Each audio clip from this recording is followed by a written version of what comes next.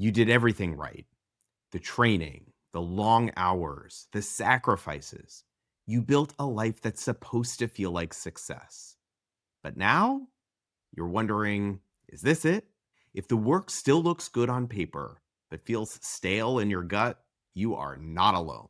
Today, we're talking about what comes next when the role you built no longer fits your life. Hey there, and welcome back to Better Physician Life. I'm Dr. Michael Hersh, and I'm so glad you're here with me today. So, I'm going to start this episode with a quote by George Bernard Shaw, which I think is really fitting.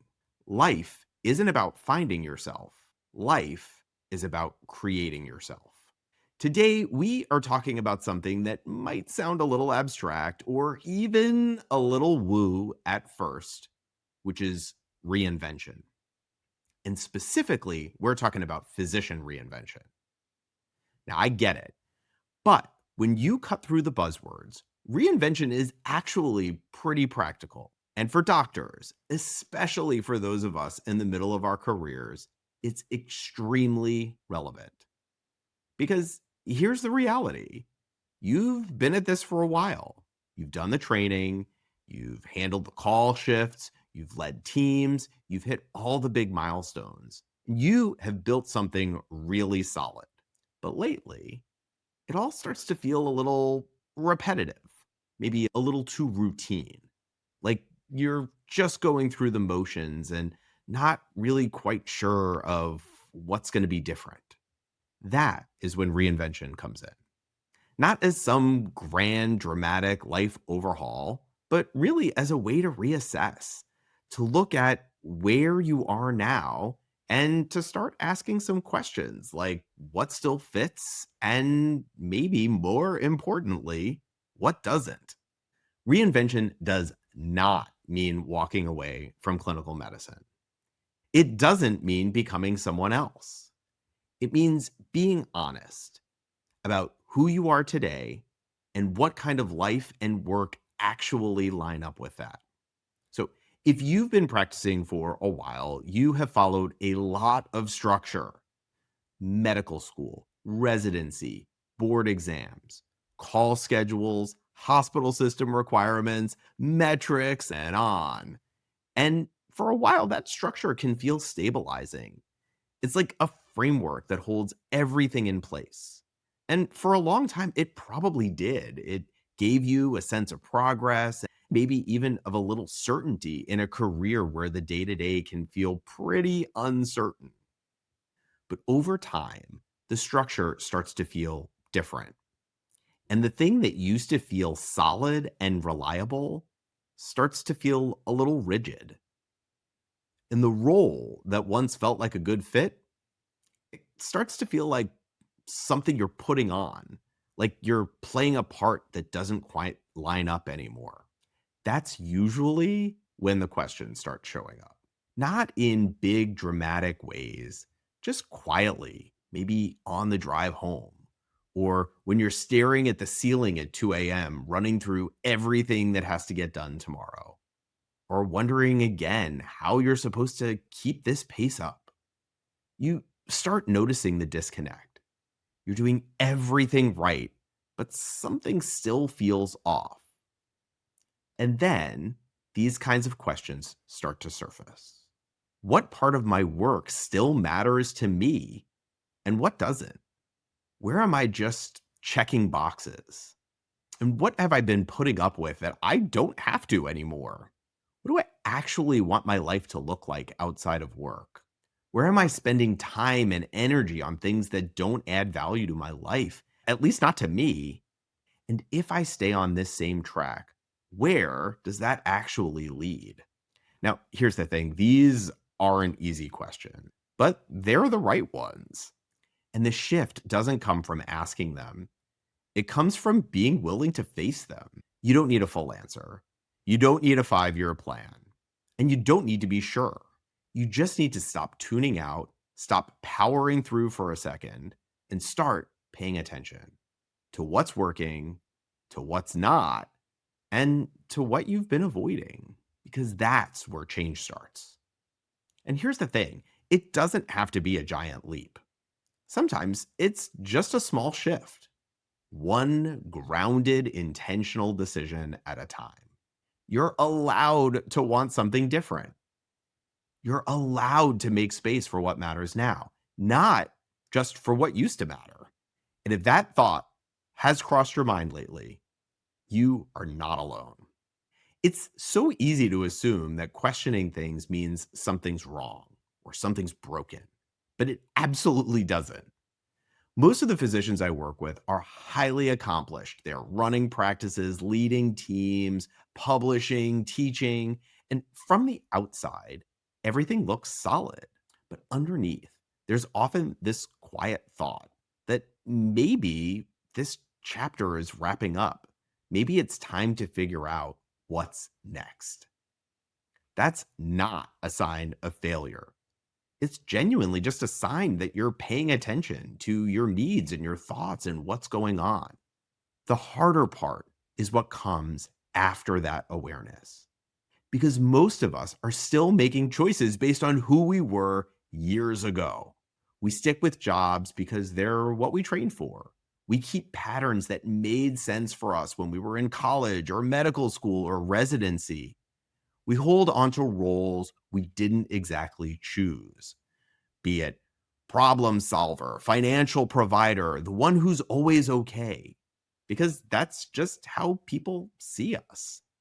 But what if that version of you isn't accurate anymore? What if the role doesn't quite fit like it used to?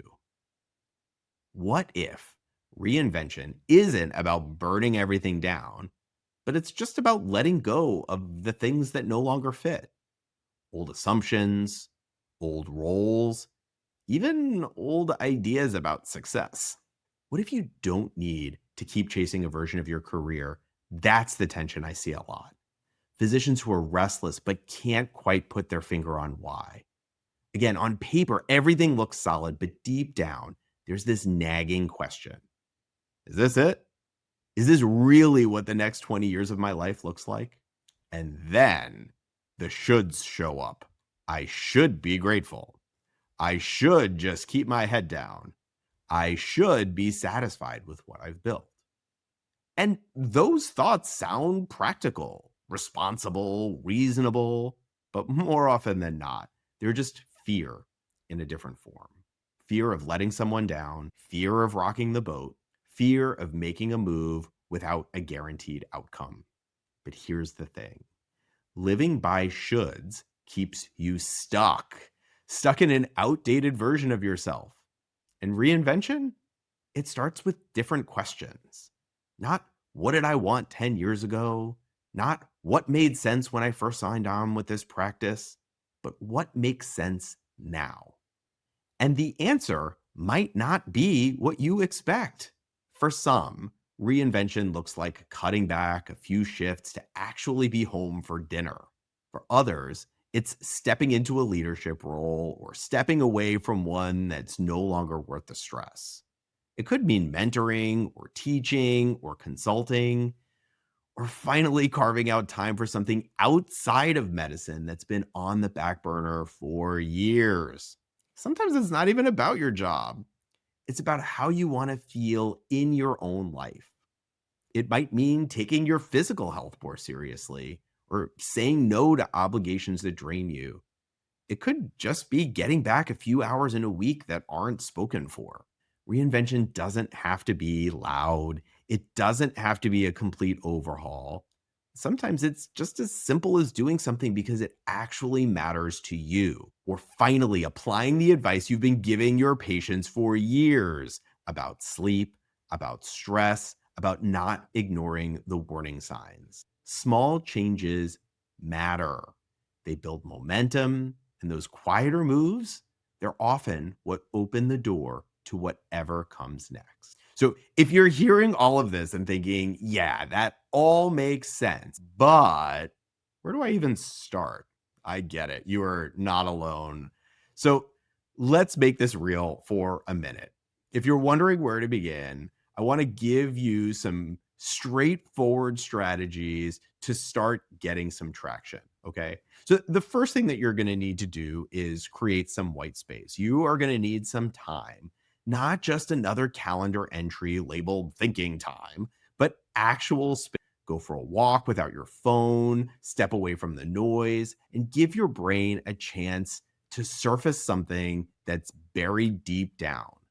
Maybe a goal you set aside, an idea that keeps circling, or just a gut feeling you haven't had time to follow.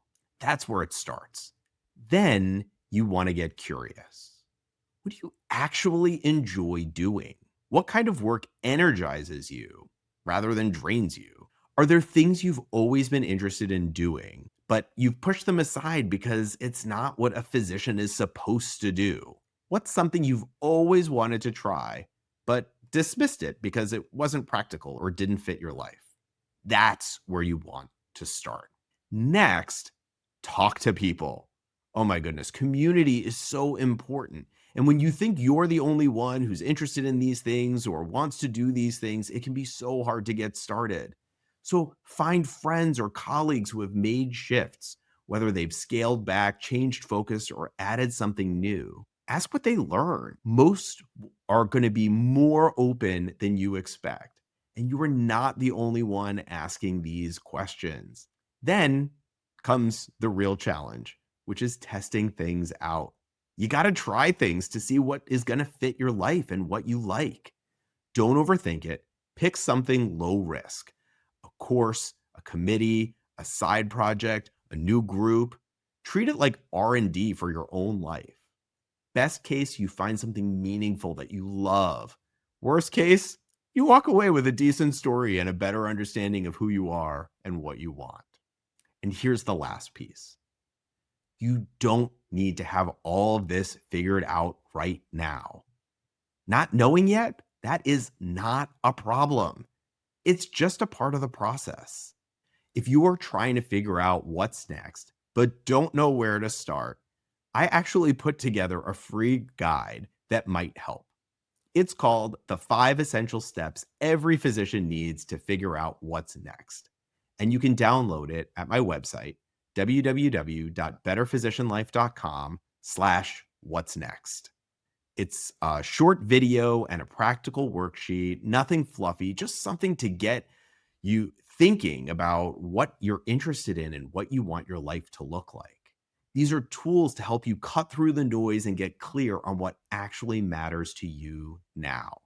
One thing that is so important to remember is that reinvention isn't a luxury. It's not just for people with perfect setups or endless free time. It's for any of us who have spent years putting our own priorities last. And like any skill, it gets easier the more you work at it. So, where does that start? It starts by giving yourself permission to ask a simple question: what do I want now? You're not turning your back on everything you've built. You're building from it with more awareness and more control. Most of us worry about the risk of change, but we forget that there's a real risk in staying the same, too. The risk of waking up years from now, realizing you've been stuck in motion, but not actually going anywhere. And that is a really hard place to be. And it is 100% avoidable. Reinvention also brings up something deeper. For a lot of us, being a physician isn't just a job, it's who we are. And when that role starts to feel off or too small, it can be hard to know what to do with that. But that is exactly where this work begins. And when the white coat doesn't feel the way it used to, it's natural to wonder, if I'm not just that anymore, then what? But it's so important to remember that identity isn't fixed. You can still be a physician and also someone who values different things: more time, less stress, something creative or meaningful that exists outside of clinic. You're allowed to define success in more than one way, and that definition can evolve. What I've seen is this: when physicians choose to pivot, not because they've hit a wall, but because they're paying attention, they set a powerful example. They show that growth doesn't mean recklessness, it means responsibility. That making space for the future doesn't mean you're disrespecting your past. That shift, it's more than personal. It's leadership. Leadership for ourselves, leadership for others as we become an example of what's possible. So let me leave you with a few questions. If you weren't bound by your current job, title, past choices, or a long held identity, what would become possible? Where have you been playing it safe just because it's familiar? And here's a tough one. Are you still making decisions based on who you used to be? Or are you ready to make decisions based on who you are becoming? Because that next version of you, he or she is already out there. And you don't need a crisis to meet them. Just a little space, a little clarity, and a willingness to take the next right step. Thank you so much for being here today. And remember, reinvention doesn't mean losing yourself. It just means finally catching up with who you really are and sometimes who you've always been. Thanks again. Take care, and I'll see you next time on Better Physician Life.